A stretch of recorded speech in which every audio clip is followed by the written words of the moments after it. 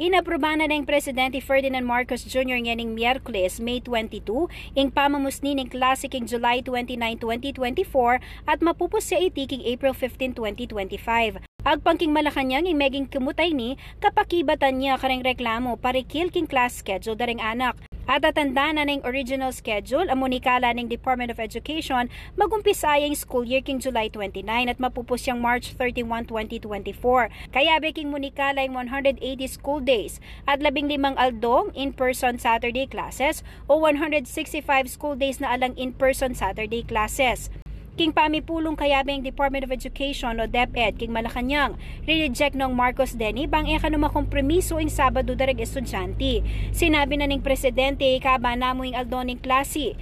Pauli ning El Nino phenomenon, maralas may nga kansela ing klase at petupad online at modular classes pauli ning sobrang pali.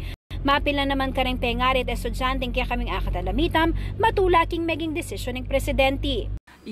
Masaya ako talaga na may balik na talaga itang dating pa mag-school year kasi April kakit mo, sobrahan ng kapali, tapos update la ring anak mag-aral, tapos pangat pa na mag-module na pero alwal mo rin itang ring mestra ring tuturo talaga.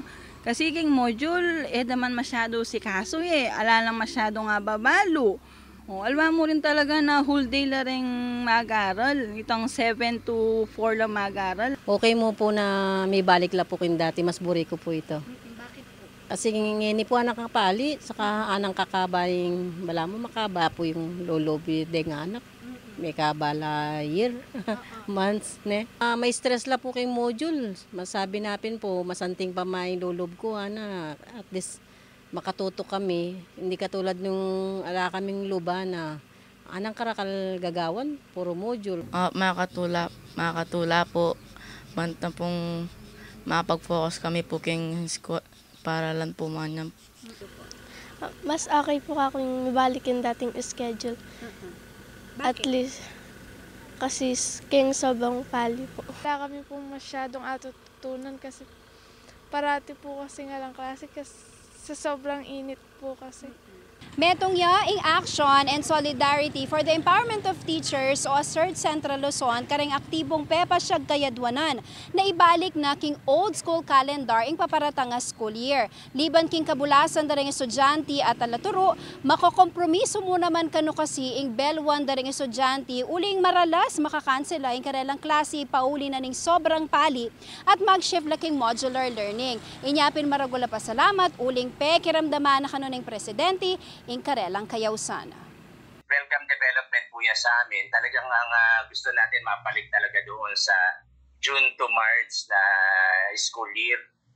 Dahil talagang napakahirap nung inabot natin nung panahon ng summer sa mga classroom. Tingnan naman natin yung nangyari. Halos nasususpindi rin yung mga face-to-face classes. Dahil talagang hirap na hirap tayo doon sa init ng panahon. Kaya nagkaroon din tayo ng panawagan na mapalik na rin sa dating school calendar na June. Paborla naman kanu king meging desisyon ng Presidente na enaladidinan Saturday classes ding anak. Uling maulaga na idaking oras istong weekend para king karelang pamilya.